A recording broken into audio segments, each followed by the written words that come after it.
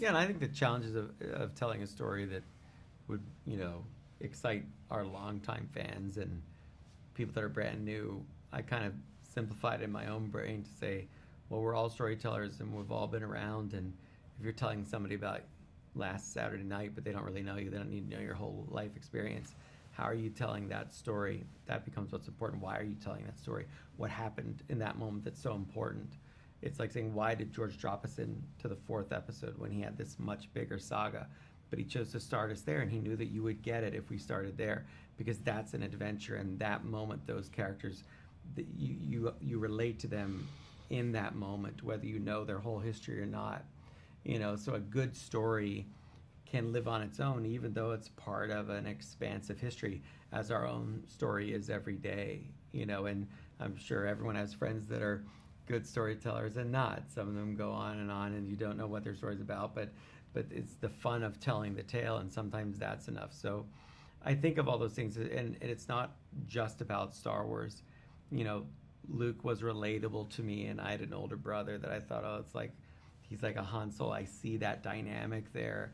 You know, Mando's a father, and he has this young ward, this child who's growing up and trying to learn the ways. I think it's something we all relate to. So, at that, I know the story is going to be relatable, and the adventure, the excitement of it, the action, the thrills. Uh, this is just all in the execution of the story. And when you have a great storyteller like Jon, you know that it's going to connect with the audience, I think, and have the heart, which is inside all of the spectacle of Star Wars, is a tremendous sense of heart and compassion and feeling and hope. So that's what we hope to deliver. And then you realize it's not that you need to watch the rest of Star Wars. Hopefully, you'll just want to because you enjoy the ride.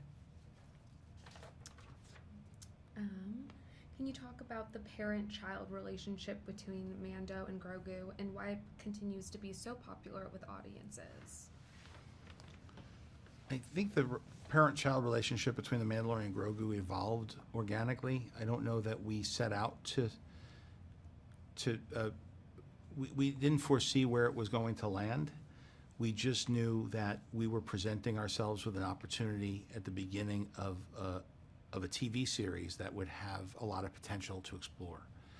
And so the discovery of this battle-hardened bounty hunter going up to what he thinks is his quarry and realizing that the incomplete information of knowing that it was 50 years old did not account for the fact that it was going to be this child, and a child that looked the way it did. And so the Mandalorian had to make a moral decision, and a moral decision that ultimately favored his conscience, but ultimately was not the most pragmatic decision, because he drew the ire of a lot of people who were counting on him to do his job. And so that moral conundrum was a very fertile opportunity to tell a story. And then pairing these two characters up opened up the door to a lone wolf and cub archetype relationship.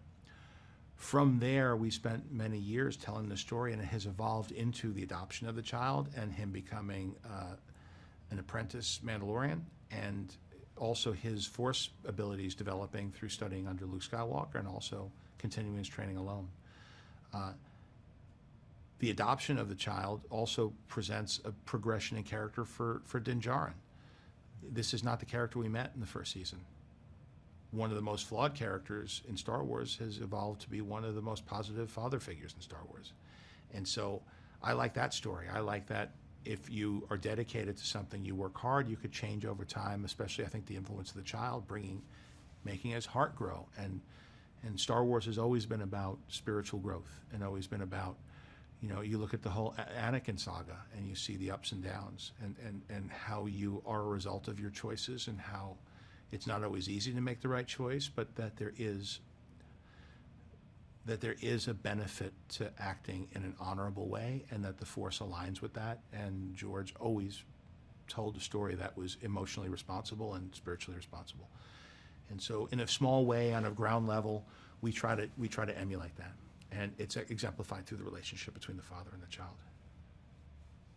Yeah, I think the father and son relationship, it it's relatable, and people really, I think, catch to it because it's a relationship we all have in some way. I think you could broaden it maybe in a sense to say not just parent to child relationship, it's a mentor to someone, and in our life we have many mentors, and they are usually always significant to us. And when you look at Star Wars, it is a story of mentorship, whether it's Obi-Wan to Luke, Yoda to Luke, in the prequels, Qui-Gon to Obi-Wan to Anakin.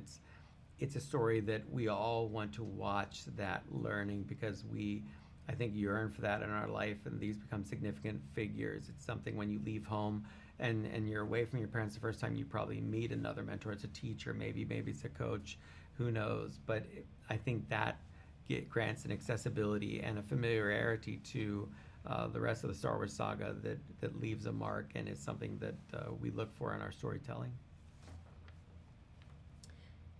What is it about the story and these characters that is going to translate so well to the big screen, and what are you most excited for fans to see? I think the scope and scale of what the big screen affords creates an opportunity to present sequences that we never had the opportunity to do, to build sets on a scale that we hadn't, to take the time to explore sequences, whether it's the choreography of a martial arts set piece with The Mandalorian, or if it's allowing Hal Hickel and the team at ILM to build a great CG creature and to build interactive pieces so that all of it connects. This is something that we hadn't had the opportunity to do to this extent, and the time and the aspect ratio of the format of the large screen opened up a lot of doors for us that we hadn't had before. Yeah, I think I'm looking forward to them. Everyone's seen the popcorn bucket. No, I'm just kidding. I think what I'm looking forward to most, is just Star Wars back on the big screen and in IMAX. That's so significant. The galaxy's arguably never been bigger in that way. But also, putting it on the big screen, as John's mentioned, it allowed us to take the time to do some action and adventuring with like animation. Animation takes time, and rendering time, and execution of talented artists. And sometimes, on a streaming schedule, you have to kind of look and say, well, that's an idea, but we can't really execute on that, but we'll do these other things. We do it a different way. But here, really opened us up to say, well, let's take a shot and do those things that we discussed in the past. So there were opportunities there that we could bring to the big screen. That was really fun. And so, yeah, I think it's also about just everybody being together in that space watching a Star Wars movie. That's always the most fun. I think that's why when we re-release Star Wars, people go back to the theater to see movies that they've seen. In the anniversary of A New Hope coming up, people go back to the theater to see it, because it's not just about seeing that movie. It's about experiencing it with your friends, with your family, with everybody in the theater, that we all cheer on the good guys and boo the bad guys. So I think that's definitely an adventure that we're putting people on here today with Mandalorian Grogu. Talk about some of the different voice performances, like Jeremy Allen White and Martin Scorsese featured in the film. You want to start?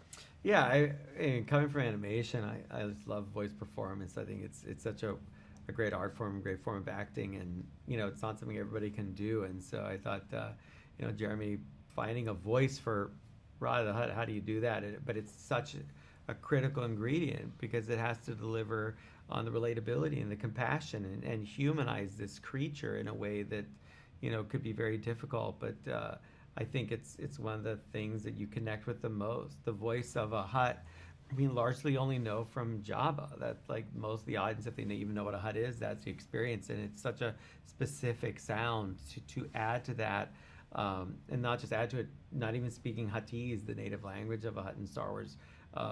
There are a lot of questions around it, but it just turned out to be a wonderful characterization and a great performance. And Martin Scorsese, unbelievable that he even, would honor us with being in Star Wars. And it was thanks to Kathy, really. I had would that say relationship, and Kathy reached out to him because he was on our wish list, and she said, "Let me reach out."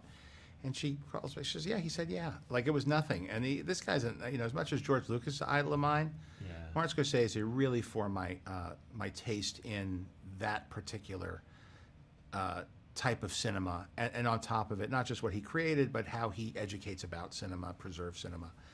So when I got to record with him and play against him and improvise with him, the freedom that he had in his performance, how much fun he was having, and here he was one of the icons of cinema, completely resigning himself to having a good time and whatever I wanted, and he played.